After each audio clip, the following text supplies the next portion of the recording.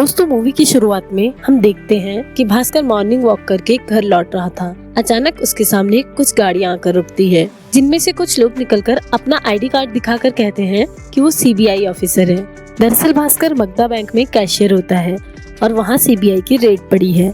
CBI officer बताते हैं कि तुमने बैंक फंड का मिसयूज किया है और बैंक फ्रॉड में तुम्हारा नाम शामिल है, और वो भास्कर को लेकर बैंक पहुंच जाते हैं। सीबीआई ऑफिसर बैंक की जांच कर ही रहे होते हैं, इतने में भास्कर के पास सुमति का कॉल आता है और वो भास्कर को बताती है कि उनके घर पर रेड पड़ी है। तो भास्कर सुमति से कहता है कि उन्हें अपना काम करने दो, और फिर भास्कर शुरू करता है अपनी कहानी। इस कहानी की शुरुआत 11 अगस्त 1989 से होती है, जब भास्कर मगधा बैंक में कैशियर होता है, जहां उसकी सैलरी 6000 होती है और भास्कर ने बैंक से 36,000 का लोन भी लिया था। भास्कर पूरी मेहनत और ईमानदारी से अपना काम करता है। वो टाइम से पहले बैंक पहुंच जाता और छुट्टी होने के बाद भी काफी देर तक काम करता, क्योंकि उसके बैंक में एक रीजनल असिस्टेंट मैनेजर की पोस्ट खाली होने वाली थी। उसे पूरी उम्मीद थी कि ये पोस्ट उसे ही मिलेगी। हिमांशु ने भी उससे प्रॉमिस किया था कि ये पोस्ट उसे ही मिलेगी। इसके साथ ही भास्कर का नेचर बैंक में और लोगों के साथ भी काफी हेल्पिंग होता है। वो बैंक में दूसरे एम्प्लॉयज की भी हेल्प किया करता था। पिछले 3 सालों से भास्कर को ही बेस्ट एम्प्लॉय का अवार्ड मिलता आ रहा था। बैंक के गैराज में एक मारुति 800 होती है, क्योंकि गाड़ी का मालिक उसका लोन नहीं चुका पाया था। भास्कर अक्सर खिड़की से उस मारुति 800 को देखता और सोचता कि जब मेरे पास पैसे होंगे तो मैं यही कार लूंगा। कुछ एक्स्ट्रा मनी के लिए भास्कर बैंक में आए लोगों के फॉर्म फिल किया करता था और उन लोगों से पैसे लेता था। इसके अलावा भास्कर बैंक में लोगों की एफडी भी खुलवाया करता था। उसी बैंक में भास्कर का बचपन का एक दोस्त रहता है, सांबा, जो उसी बैंक में पियोन होता है। वो हर प्रॉब्लम में एक दूसरे का साथ देते हैं। एक दिन बैंक में एंथनी नाम का एक आदमी आता है, जिसको 2 लाख का लोन चाहिए होता है, लेकिन सिक्योरिटी के लिए उसके पास कुछ नहीं था, तो भास्कर लोन के लिए मना कर देता है। अगले सीन में दिखाया जाता है कि भास्कर अपनी गली में लोगों की नजरों से बचकर जा रहा होता है, क्योंकि उसने सबसे उधार ले रखा होता है। उनमें से एक पटेल भाई होते हैं, जिससे भास्कर ने पूरे 10,000 रुपए उधार लिए होते हैं। भास्कर के परिवार में उसके पिताजी, जो कि सीए रह चुके हैं, दोस्ती में मिले धोखे के बाद वो चुपचाप ही रहते हैं, किसी से बात नहीं करते। इसके अलावा उनका एक भाई है जो इंजीनियरिंग की पढ़ाई कर रहा है। एक बहन है, उनकी माँ का देहांत हो चुका है। उनकी पत्नी होती है जिनका नाम सुमति होता है। भास्कर का एक 6 साल का बेटा भी होता है जिसका नाम कार्तिक है। भास्कर और सुमति की लव मैरिज हुई थी, जो कि सुमति ने अपने घर वालों की मर्जी के खिलाफ जाकर करी थी। सुमति के घर वाले थोड़े ज्यादा पैसे वाले थे, इसलिए वो नहीं चाहते थे कि सुमति भास्कर से शादी करे। सुमति के भाई की बेटी के बर्थडे पार्टी होती है, जिसमें सुमति की फैमिली को भी इनविटेशन मिलता है, लेकिन भास्कर की कंडीशन बहुत खराब चल रही होती है, जिसके कारण वो नया गिफ्ट नहीं खरीद पाते। सुमति कार्तिक का ही एक पुराना खिलौना पैक कर देती है। सुमति के परिवार वाले भास्कर के साथ अच्छा बर्ताव नहीं करते थे। बर्थडे पार्टी में जब कार्तिक अपनी मामी से थोड़ा और केक मांगता है, तो उसकी मामी मना कर देती है। ये सब सुमति देख लेती है और उसको बिल्कुल भी अच्छा नहीं लगता। वो गुस्से से भास्कर को बुलाकर बिना कुछ खाए वहाँ से गुस्से से चली जाती है। कार्तिक को बहुत तेज भूख लगी थी, तो वो लोग रास्ते में वड़ा पाव खाने के लिए रुकते हैं। पहले तो भास्कर 3 वड़ा पाव मांगता है, लेकिन जब वो बटुआ चेक करता है तो उसमें 3 वड़ा पाव के पैसे नहीं होते हैं, तो भास्कर फिर 2 ही वड़ा पाव मांगता है। वड़ा पाव वाला ये देखकर समझ जाता है कि भास्कर के पास पूरे पैसे नहीं हैं, और वो उसको 3 वड़ा पाव दे देता है, जिससे भास्कर खुश हो जाता है। जब वड़ा पाव आता है तो कार्तिक कहता है मुझे बहुत जोरों से भूख लगी है, तो भास्कर अपना वड़ा पाव भी कार्तिक को खाने के लिए दे देता है। वहीं सुमति अपने परिवार वालों की बातें सोच कर रोने लगती है। फिर भास्कर सुमति को समझाकर चुप करा देता है। अब एक दिन एंथनी फिर से भास्कर से मिलने उसके बैंक जाता है, जिसे सांबा ने बुलाया था। सांबा ने बताया कि इसका माल पोर्ट में फंसा है, ये 2 लाख देगा तभी इसका माल मिल पाएगा। उस माल को वो बेचेगा, जिससे कि उसको 2 गुना पैसा मिलेगा। एंथनी बताता है कि शिप का कैप्टन जॉर्ज मेरा पुराना दोस्त है। उसने मलेशिया से 30 टीवी मंगाए हैं, जिनकी कीमत 2.5 लाख रुपए थी। 50,000 वो एडवांस दे चुका था। बाकी जिन लोगों से 2 लाख लेने वाला था, उन्होंने 2 लाख देने से मना कर दिया। अगर उसने पैसे नहीं दिए तो जॉर्ज उसका माल नीलाम कर देगा। फिर भी भास्कर उसको बहाना देकर भगा देता है। फिर एक दिन पटेल भाई भास्कर को ढूंढते हुए आते हैं और भरे बाजार में उसकी बेइज्जती कर देते हैं। भास्कर उनसे रिक्वेस्ट करता है कि उसे पैसे चुकाने के लिए थोड़ा टाइम दे दे, लेकिन पैसे लेने के लिए पटेल भाई भास्कर का पर्स छीन लेते हैं जो बिल्कुल खाली होता है। तो पटेल भाई भास्कर के स्कूटर की चाबी छीनकर स्कूटर ले जाते हैं। भास्कर के पास बैंक जाने के लिए भी किराया नहीं बचता, जिसके बाद भास्कर भाग भाग कर ही बैंक पहुंचता है। वहां पहुंचकर देखता है कि प्रमोशन किसी और का ही हुआ है। न सिर्फ भास्कर बल्कि बैंक के बाकी एम्प्लॉय को भी उम्मीद थी कि भास्कर को ही प्रमोशन मिलेगा, लेकिन भास्कर की उम्मीद टूट जाती है। मैनेजर हिमांशु भास्कर के पास आकर कहता है कि उसने सिफारिश लगाई थी, लेकिन फैसला जनरल मैनेजर का था। उसके बाद सांबा को हिमांशु के कैबिन से सिफारिश लेटर मिलता है, जिसमें भास्कर का नाम तो था ही नहीं, उसमें सुधीर का नाम था। जिससे भास्कर गुस्से में हिमांशु के कैबिन में जाकर उनसे गुस्से में पूछता है कि मेरा कौन सा काम आपको पसंद नहीं आया। तब हिमांशु गुस्से में कहता है कि वो तुमसे बेहतर काम करता है और तुम्हारी तरह कोई साइड बिजनेस भी नहीं करता है, जो कि इल्लीगल है। फिर हिमांशु भास्कर को धमकी दे देता है कि अगर तुमने ज्यादा बहस करी तो वो ये बातें जेएम को बता देगा, जिससे भास्कर डर जाता है। और भास्कर की कंडीशन ऐसी नहीं थी कि वो कोई रिस्क ले सके। फिर भास्कर हिमांशु से माफी मांग लेता है। बैंक का सारा स्टाफ भास्कर के लिए बहुत बुरा फील करता है। उन्हें लगता है कि भास्कर टूट गया होगा, लेकिन इन सब के बाद भास्कर पहले की तरह सबसे हंसी खुशी बात करने लगता है, जैसे कुछ हुआ ही न हो। एक बार फिर एंथनी भास्कर के पास आता है। तब भास्कर उसे पूछता है कि अगर आपको 2 लाख रुपए मिल जाए तो क्या आप सामान छुड़वा पाएंगे? जिस पे एंथनी कहता है कि मैं 2 घंटे में 2 के 4 कमा के लाऊंगा, ये मेरा वादा है आपसे। तो भास्कर अपने बैग से एंथनी को 2 लाख रुपए निकाल कर देता है। उधर सांबा ये देखकर हैरान हो जाता है कि इसके पास इतने पैसे कहां से आए। भास्कर एंथनी से 20% की मांग करता है, जिसके लिए एंथनी पहले से राजी था। भास्कर बैंक में कैशियर होता है, तो उसने वो पैसे बैंक से चुराए थे। जब ये बात सांबा को पता चली तो सांबा भास्कर को कहता है अगर ये बात सामने आई तो तुम्हें जेल हो सकती है। जिसपे भास्कर सांबा से कहता है कि परसों पापा को हॉस्पिटल लेकर जाना है, बच्ची की स्कूल की फीस भरनी है, भाई की कॉलेज की फीस देनी है और पटेल भाई मेरा स्कूटर लेकर चला गया है। मेरे पास इतने पैसे भी नहीं है कि मैं बस में बैंक आ सकूं। अगर कुछ होगा तो मुझे ही होगा, लेकिन अगर किस्मत ने साथ दिया तो पूरे परिवार की परेशानी खत्म हो जाएगी। इसके बाद एंथनी भास्कर को अपने काम के बारे में पूरी जानकारी देता है।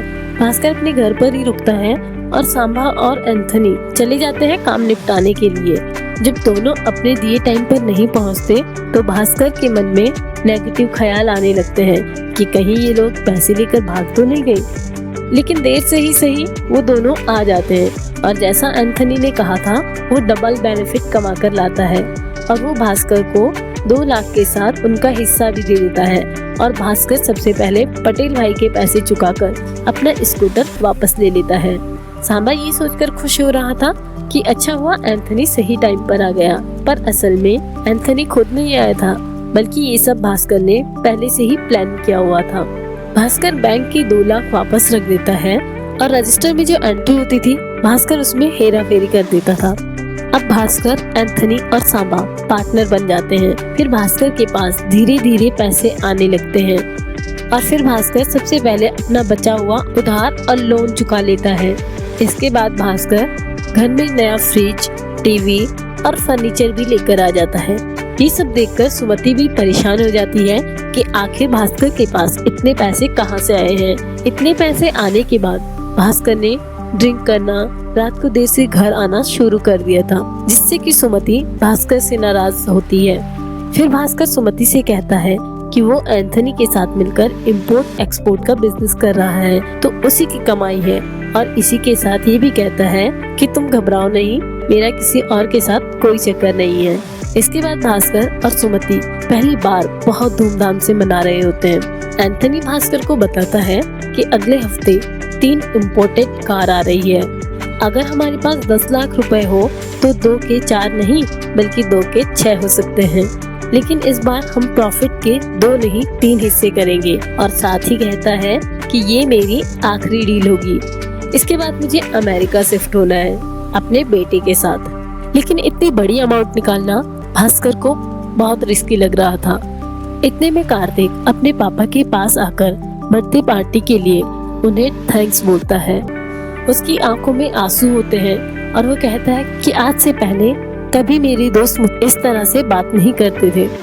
इसके बाद भास्कर बैंक से पैसे निकालने के लिए मन बना लेता है। पैसे निकालकर वो लोग गाड़ियाँ तो ले लेते हैं, लेकिन उनके साथ एक प्रॉब्लम हो जाती है। दरअसल जो डीलर गाड़ियाँ लेने वाला था उसे पुलिस ने पकड़ लिया। इसके बाद एंथनी किसी दूसरे डीलर से बात करता है। बात बन तो जाती है, लेकिन फिर उनके साथ एक प्रॉब्लम हो जाती है। ये डील गोवा में हुई थी। उनके सामने एक प्रॉब्लम आती है कि वो गाड़ी को बिना नंबर प्लेट के गोवा तक कैसे लेकर जाएंगे। इसके लिए एंथनी अनवर की हेल्प लेता है, जो उनके लिए नकली नंबर प्लेट का इंतजाम करता है, वो भी गवर्नमेंट गाड़ी का नंबर, ताकि अगर रास्ते में कहीं चेकिंग हो तो गाड़ी को कोई रोके ना। और वो निकल पड़ते हैं गोवा के लिए। रास्ते में चेकिंग तो होती है। भास्कर और एंथनी गाड़ी को लेकर निकल जाते हैं, लेकिन सांबा की गाड़ी रोक देते हैं। लेकिन भास्कर पहले से ही अपना इंतजाम लेकर चलता है। वो उसमें एक भिखारी को नेता बनाकर बैठा देता है। पुलिस के सामने भिखारी ओवर एक्टिंग करता है तो पुलिस को उन पर शक होता है। इसके बाद भास्कर अपनी दूसरी चाल चलता है। उनकी गाड़ी से एक बहुत ही खूबसूरत लड़की निकलती है, जो कि पुलिस वालों को अपनी बातों में फंसाकर उनको जाने देने के लिए मना लेती है। और भास्कर का ये प्लान काम कर जाता है और डील फाइनल होने पर बहुत अच्छा मुनाफा कमा लेते हैं। भास्कर लड़की और भिखारी को भी हिस्सा दे देता है। फिर एंथनी अमेरिका जा रहा होता है और वो उनको बताता है कि वो इन पैसों से अपना होटल खरीदेगा और साथ ही कहता है अगर उन्हें कभी भी कोई जरूरत पड़े तो मुझे जरूर याद करे। इसके बाद वो चला जाता है। इसके बाद भास्कर के सामने ये परेशानी होती है कि आखिर वो 10 लाख रुपए वापस कैसे रखेगा। जब भास्कर बैंक पहुंचता है तो वो हैरान हो जाता है, क्योंकि वहाँ पर पुलिस आई होती है। ये देखकर भास्कर बहुत डर जाता है।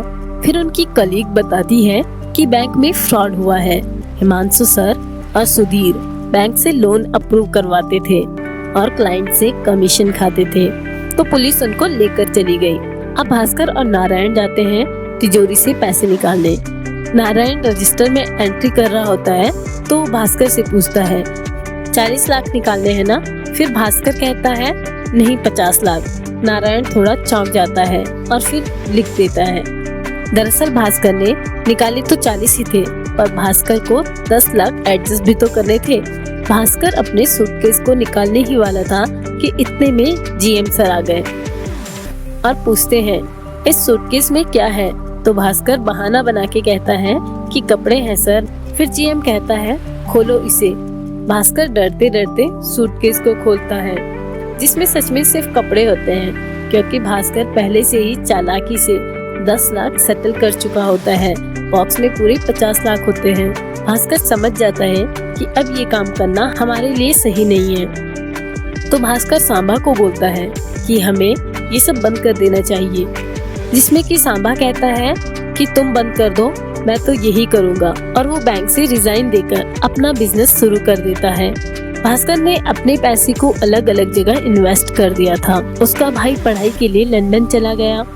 इसके बाद बैंक में चेयरमैन सर भास्कर की तारीफ सुन के उसको असिस्टेंट जनरल मैनेजर बना देते हैं। उसकी सैलरी 3 गुना हो जाती है और बैंक की तरफ से उसकी पसंदीदा गाड़ी अल्टो 800 भी उसको मिल जाती है, जिसके बाद भास्कर बहुत खुश हो जाता है।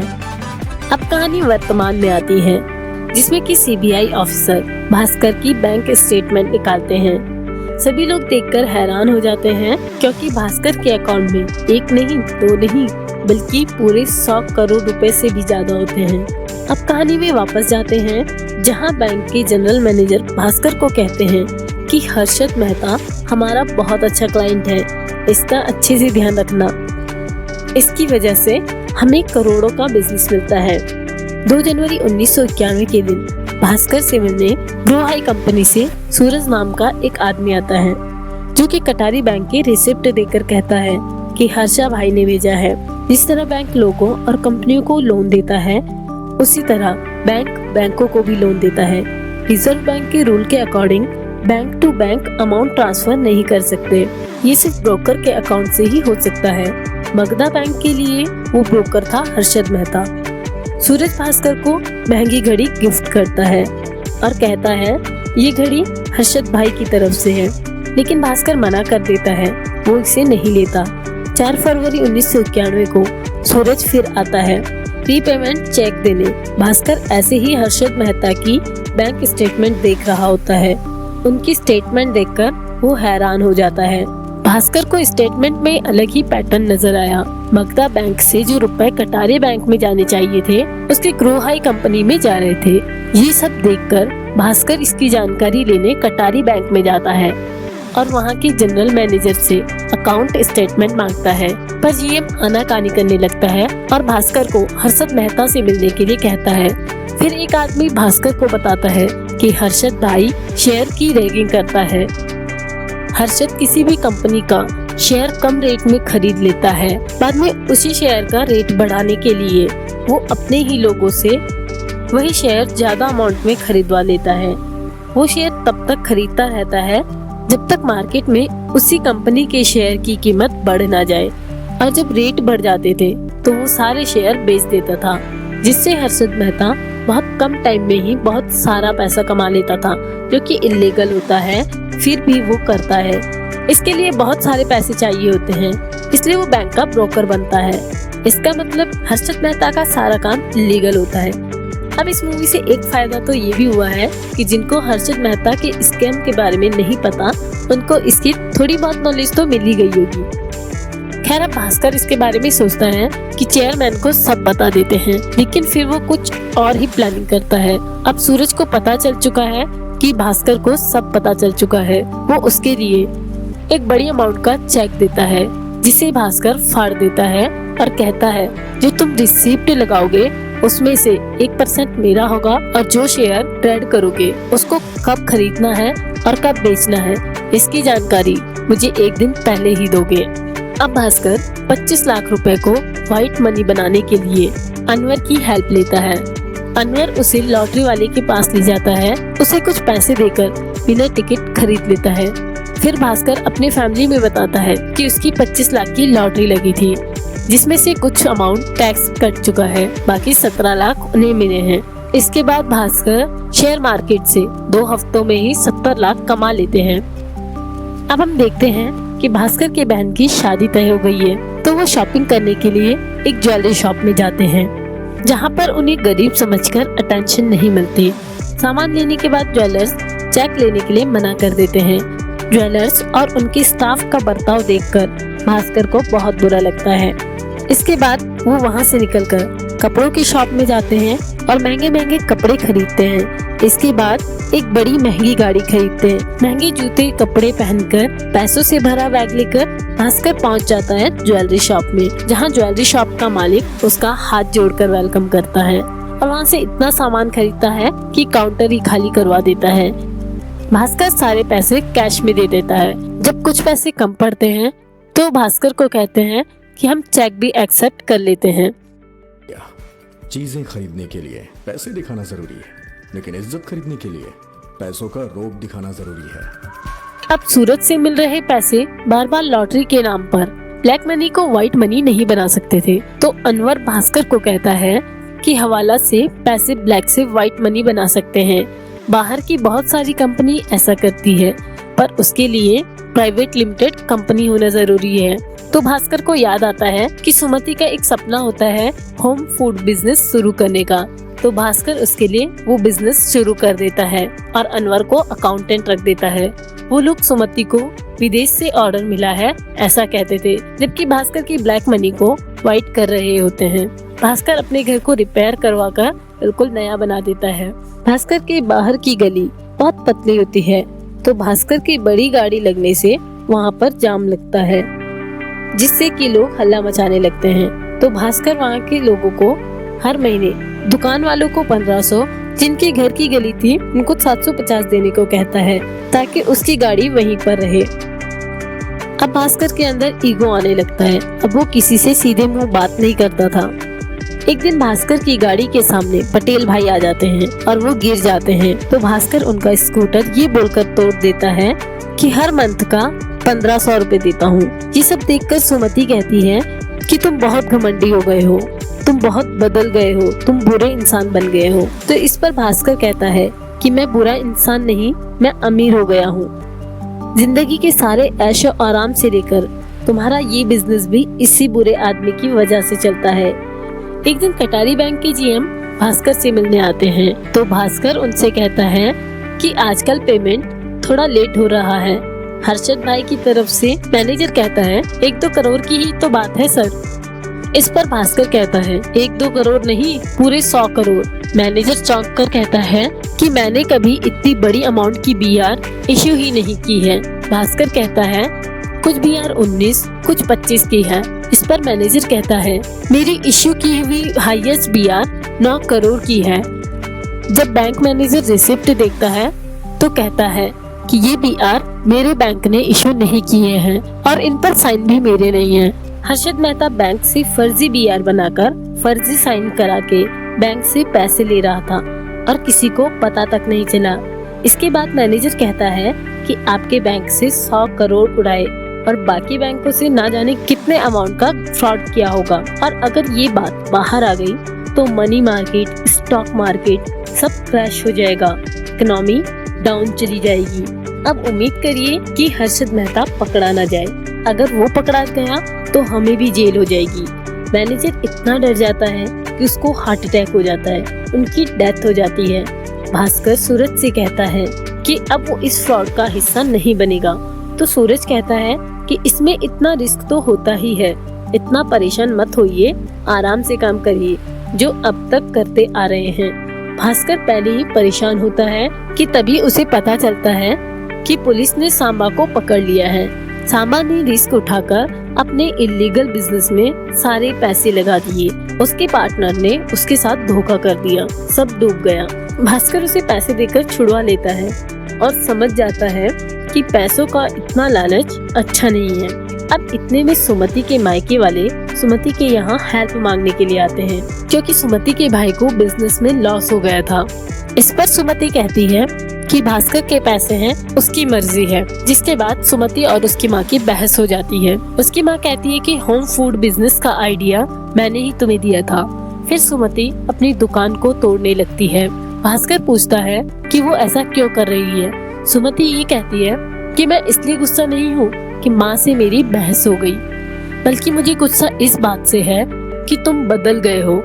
मुझे मेरा पुराना भास्कर वापस चाहिए। इतने में भास्कर के पिता उसको बुलाते हैं और कहते हैं कि एक वक्त था कि तुझे पैसों की जरूरत थी, लेकिन अब तुझे पैसों की लत लग गई है। क्योंकि पिताजी सुमति के होम फूड बिजनेस का अकाउंट देखते हैं और समझ जाते हैं कि भास्कर ब्लैक मनी को व्हाइट करवाता है। फिर पिताजी भास्कर को समझाते हैं। इतने में सुमति सब सुन लेती है कि ये बिजनेस उसके लिए नहीं, उसने अपने काम के लिए खोला था। भास्कर बिजनेस बंद करा देता है, शेयर अकाउंट बंद करा देता है और बीआर पर साइन करके लोन इश्यू करवाना भी बंद करवा देता है। विनोद भास्कर से कहता है कि हर्षद का बीआर क्लियर कर दो, लेकिन भास्कर फिर भी नहीं मानता। चेयरमैन भी कहते हैं, फिर भी नहीं मानता। भास्कर अपनी कुछ प्रॉपर्टी को अपने जीजा और बहन के नाम कर देता है और सुमति के भाई की भी हेल्प कर देता है और उनसे ये डील रखता है कि बिजनेस में जो प्रॉफिट होगा उसमें आधा हिस्सा सांबा का होगा। फिर वो सबसे माफी मांगता है। भास्कर ने जो पटेल भाई का स्कूटर तोड़ा था उसके लिए माफी मांगते हुए उनको अपना स्कूटर दे देता है। इसके साथ ही भास्कर सुमति से माफी मांगकर कहता है कि मैं तुम्हारा पुराना भास्कर बन जाऊंगा। विनोद भास्कर को बुलाता है तो देखता है कि सूरज भी वहाँ बैठा होता है। तो भास्कर समझ जाता है कि उसे क्यों बुलाया गया है। विनोद कहता है कि इनका बीआर क्लियर करो। तो भास्कर कहता है कि इनका बीआर का बहुत सारा पेमेंट बाकी है, तो मैं साइन नहीं कर सकता। तो विनोद कहता है कि तुम मुझे कैसे मना कर सकते हो। तो भास्कर कहता है कि आप खुद ही कर लीजिए। तो विनोद कहते हैं कि मैं तुम्हें नौकरी से निकलवा दूंगा। भास्कर खुद ही रिजाइन दे देता है। भास्कर सबको ये दिखाता है कि उसने पूरी ईमानदारी से अपना काम किया और उसको इज्जत नहीं मिली तो वो ये जॉब छोड़ रहा है। कुछ दिनों के बाद उनके बैंक की एक कलीग फोन करके भास्कर को बताती है कि आरबीआई की तरफ से एक लेटर आया है कि वो बैंक आएंगे निरीक्षण करने। और भास्कर कहता है मैंने तो नौकरी छोड़ दी है, आप जीएम को बता दो। फिर आता है 29 मार्च 1992 का दिन, जब सीबीआई ने रेड मारी थी। तो अब कहानी वापस से आ जाती है वर्तमान में। तो अब ऑफिसर लक्ष्मण कहते हैं कि तुमने हर वो काम किया जो इलीगल था, हमें तुम्हारे खिलाफ कोई सबूत नहीं मिला। मैं चाहूँ तो तुम्हें फंसा सकता हूँ, लेकिन मैं ऐसा नहीं करूँगा। फिर ऑफिसर भास्कर से एक डील करता है कि तुम ग्रो हाई कंपनी के लिए एक चेक बनाओ अपने 100 करोड़ रुपए का। पैसे हर्षा अपने अकाउंट में ट्रांसफर करके बैंक में भेज देगा। आरबीआई निरीक्षण करेगी तो बैंक के पैसे बैंक में ही रहेंगे, फिर तुम बेफिक्र जी सकोगे। भास्कर समझ गया था कि ये सब लोग मिले हुए हैं। वहाँ पर सूरज और चेयरमैन भी मौजूद होते हैं। अब तक भास्कर समझ रहा था कि वो खेल खेल रहा है, पर यहाँ तो उससे भी बड़े खिलाड़ी थे। चेयरमैन भास्कर को बताता है कि मैंने तुम्हें प्रमोट इसलिए किया था कि तुम बीआर पर साइन करो। दिक्कत इसलिए शुरू हुई क्योंकि हर्षा का लालच बढ़ने लगा। शेयर लेने के लिए अरबों रुपए की जरूरत थी, इसलिए हमने फेक रिसिप्ट बनाए ताकि वो फंसे जो बीआर पर साइन करता है। हमने तुम्हें अपना प्यादा बनाया है। हमें पता था तुम घपला कर रहे हो, पर ये सोचकर चुप थे कि हम ना पकड़े जाएं। हमें ये भी पता है कि तुम्ही ने आरबीआई को कॉल करके बताया है कि मगधा बैंक में घपला चल रहा है। अपने 100 करोड़ देके तुम ही इस रायते को समेटोगे, समझे? भास्कर ने चुपचाप चेक पर साइन कर दिया। चेयरमैन कहता है कि तुम्हें बुरा नहीं लगा? तो भास्कर कहता है कि जुए की फितरत ही ऐसी है, जिताएगा या सिखाएगा। जो पैसे मैंने इस खेल में कमाए हैं वो इसी खेल में गंवा दिए, जो गंवाया है वो फिर कमा लूंगा। थोड़े दिन बाद सूरज भास्कर के साइन किए हुए चेक लेकर आता है, तो उनको पता चलता है कि भास्कर ने अपने सारे पैसे निकालकर अकाउंट डीएक्टिवेट करवा दिया था। विनोद कहता है कि अकाउंट तो एक्टिवेट दिखा रहा है कंप्यूटर पर, तो उनकी एम्प्लॉय कहती है कि वो तो पिछले महीने का अपडेट है, इस महीने का तो 1 तारीख को होगा ना। इस घपलेबाजी में शामिल सभी लोग समझ जाते हैं कि भास्कर इन लोगों के साथ बहुत बड़ा खेल खेल गया। फिर भास्कर अपने पूरे परिवार के साथ निकल जाता है। दरअसल कुछ हफ्ते पहले भास्कर ने पिताजी को पूरे घपले के बारे में बताया, तो उन्होंने ही आइडिया दिया था देश छोड़ने का। 1 करोड़ इन्वेस्ट करने पर भास्कर को ग्रीन कार्ड मिल रहा था, तो उसे याद आता है कि एंथनी भाई तो वहीं पर है, और वो उनसे कहता है कि आप अमेरिका में एक होटल खरीद लो मेरे नाम से। पूरा पैसा व्हाइट में देना था और इनकम टैक्स का एक लेटर भी लगना था। भास्कर के पिताजी की पहचान में एक आदमी होते हैं जिनसे वो ये काम करवा लेते हैं। आरबीआई से फॉर्म को अप्रूवल करवाना था, तो वहाँ भी भास्कर के पिताजी की पहचान होती है, तो वहाँ भी उनको प्रॉब्लम नहीं होती है। पिताजी की सूझबूझ और समझ के कारण भास्कर की सारी प्रॉब्लम सॉल्व हो रही थी। भास्कर निकलते निकलते अपनी गाड़ी अपने दोस्त सांबा को दे देता है। ऑफिसर लक्ष्मण भागते भागते भास्कर के घर आते हैं, लेकिन वो तो कब का निकल चुका था। उसकी चालाकी को देखकर ऑफिसर लक्ष्मण मुस्कुरा देते हैं। इसके बाद मगधा बैंक पर रेड पड़ जाती है, तो ऑफिसर लक्ष्मण, चेयरमैन और विनोद फंस जाते हैं। धांधलेबाजी करने के जुर्म में हर्ष मेहता का स्कैम भी सामने आ जाता है। इस पर विनोद कहता है कि अगर उसको बाहर ही जाना था तो हमें क्यों फंसाया। इस पर ऑफिसर लक्ष्मण कहते हैं अगर ये घोटाला अपने आप सामने आता तो भास्कर भी फंसता, इसलिए वो इस घोटाले को सामने लाया और आप दोनों को फंसा दिया। भास्कर हर्ष मेहता का बैंक स्टेटमेंट देखकर समझ गया था कि ये दोनों भी इस स्कैम में शामिल हैं, इसलिए वो बेफिक्र होकर सूरज से डील कर रहा था। उसने कभी भी डायरेक्ट हर्षा से डील नहीं करी और ग्रो हाई कंपनी के शेयर कभी भी डायरेक्टली नहीं खरीदे। ऐसा करके वो बिल्कुल सेफ हो गया था। जब चेयरमैन उससे जबरदस्ती साइन करवा रहे थे, वो समझ चुका था कि उसका यूज हो रहा है। इसके बाद भास्कर ने जॉब से रिजाइन दे दिया और आरबीआई जाकर पूरे स्कैम के बारे में बता दिया। इसके बाद हम देखते हैं कि भास्कर अपना होटल चला रहा है। भास्कर अपनी लाइफ अच्छे से जी रहा होता है। इसके बाद भास्कर कहता है कि आज जो मैं यहाँ हूँ इसके पीछे है एक आदमी की मौत, मेरी पत्नी का रोना और मेरे पिताजी की सलाह। वो अपने पिताजी की दी हुई सलाह बताते हैं कि कितना अच्छा खेलना है ये जरूरी नहीं है, लेकिन कब रुकना है ये जरूरी है। अगर आप पहले जीतते हैं और फिर हारते हैं तो आपको हार याद रहेगी, लेकिन अगर आप पहले हारते हैं फिर जीतते हैं तो आपको जीत याद रहेगी। लोग मुझे कैसे याद रखेंगे या आप लोग मुझे कैसे याद रखेंगे? इन्हीं सवालों के साथ मूवी होती है समाप्त। भास्कर जो गाड़ी तेज चलाता है, तेजी से पैसे कमाता है, फिर वो आदमी जितना आगे निकल जाए जिंदगी खींच ही लेगी।